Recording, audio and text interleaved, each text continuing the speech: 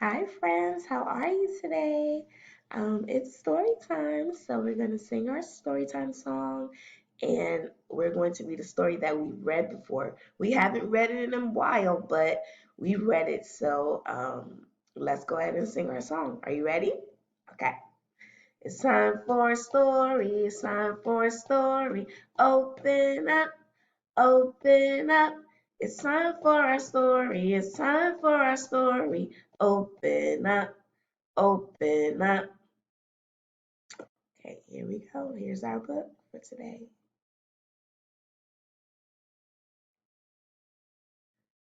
This is The Snowy Day by Ezra Jack Keats.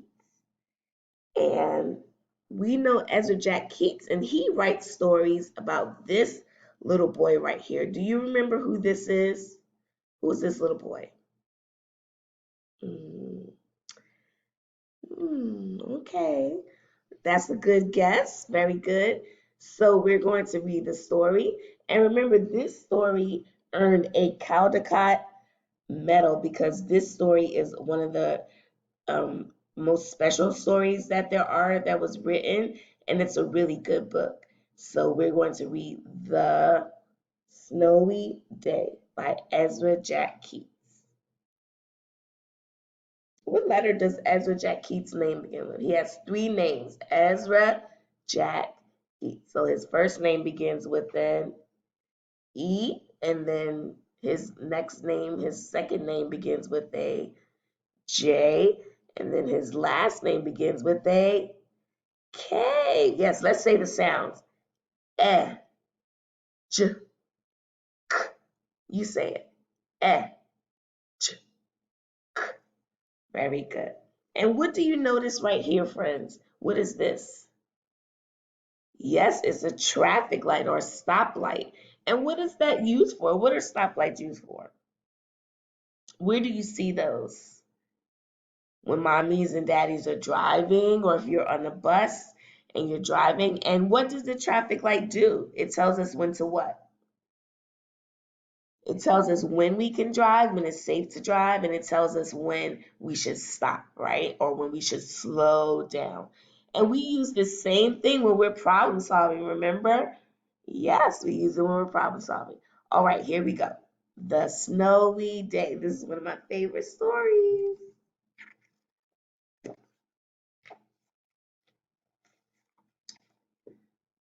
Title page. The Snowy Day. Oop. The Snowy Day. And look, there's that character. He's sliding down a big mountain of snow. Do you remember his name yet? We read a story about him this week. Miss Charles read a story about this little boy.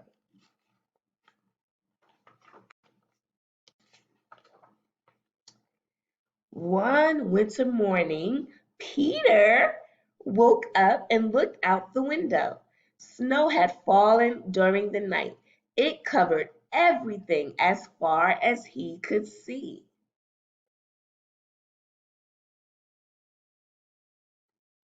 So snow covered everything.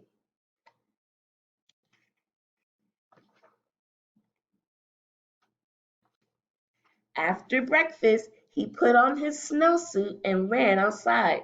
The snow was piled up very high along the street to make a path for walking. Friends, look at how tall that snow is. Have we ever had that much snow in Charlotte? I don't think we've ever had that much snow. But guess what? When Miss Charles is from in New York, we get this much snow all the time, and they really do pile it up on the side of the road just like this. And that's where the story takes place in New York. Crunch, crunch, crunch. His feet sank into the snow. He walked with his toes pointing out. Can you walk with your toes pointing out? He walked with his toes pointing in, like that. So first his toes were pointing out, and his toes were pointing in.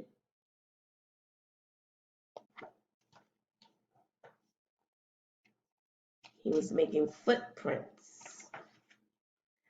Then he dragged his feet slowly to make tracks, and he found something sticking out of the snow that made a new track. Do you remember what Peter found?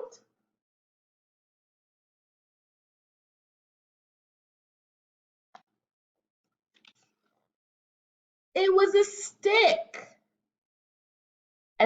that was just right for smacking a snow-covered tree. So he found that stick,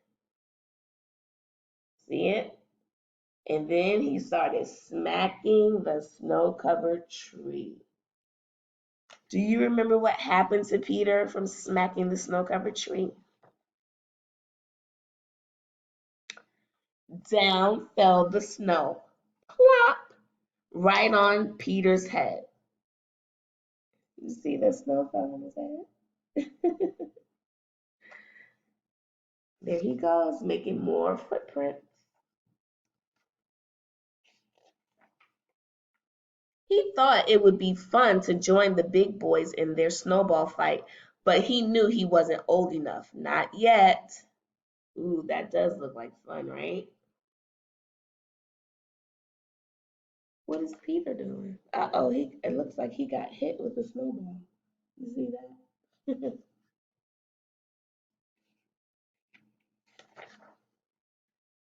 So he made a smiling snowman and he made angels.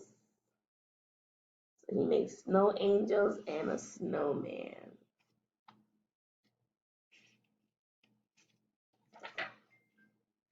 He pretended he was a mountain climber. He climbed up a great big tall heaping mountain of snow and slid all the way down. So first he went up the mountain of snow, then he slid all the way down. See, looks like he's having fun.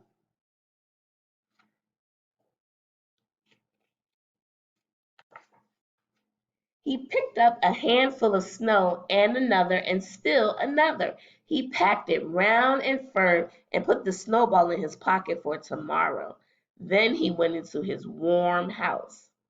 Hmm, do you think that his snowball will still be there if he put cold snow in his pocket and went into his warm house? I don't know if that was a good idea, Peter. He told his mother all about his adventures while she took off his socks. He's like, yeah, Mom, and first I went outside and I made tracks in the snow, and then I made footprints, and then I climbed the mountain and I slid all the way down, and the big boys were having a fight, but I didn't get to play with them because I'm too small. And he thought and thought and thought about them.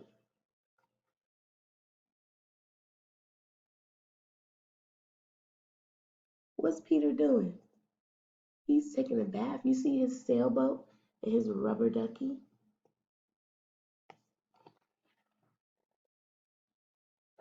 Before he got into bed, he looked in his pocket. His pocket was empty. The snowball wasn't there. He felt very sad.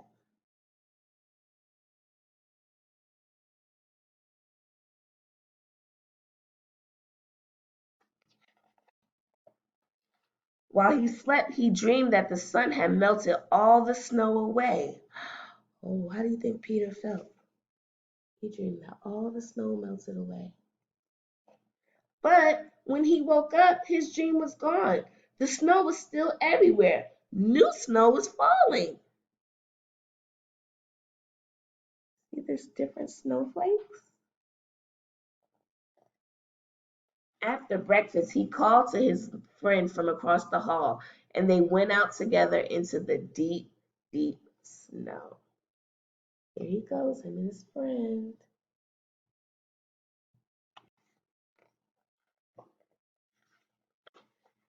The end. And friends, look back here. These are some more books that are written by Ezra Jack Keats. You can go online to the library's website and read these books. So he has The Snowy Day, he has Peter's Chair, Whistle for Willie, he has Goggles, he has A Letter to Amy, and he has Pet Show. This one is really good too. So we've read The Snowy Day, Peter's Chair, Whistle for Willie, and A Letter to Amy, but we have not read Goggles or Pet Show. So you may want to go on the library's website and you can read books for free online. Okay? I have some questions for you though. So my first question, um, what was Peter doing when the when he made when he was walking with his feet out and walking with his toes pointed in? What was he doing? What was he making? Do you remember what that's called? What are those called? Yes, he was making footprints in the snow. Um, Also, friends, I would love for you to draw a picture of the story. I would love for you to draw a snowman. Do you think you can draw a snowman? So on the back of one of your papers in your packet, after we finish with the story, you can go and you can draw a snowman. And then when Miss Charles calls you, you can show me your snowman, okay? And why don't you give your snowman a name? Because you know all authors and all good illustrators write so that people know what their story is, what their picture is, or their drawing. So Miss Charles would love for you to draw a snowman and give your snowman a name, okay? You can write it. And whatever you do your best, okay? All right. So I hope that you have a great rest of your day, friends, and I will talk to you soon. Bye.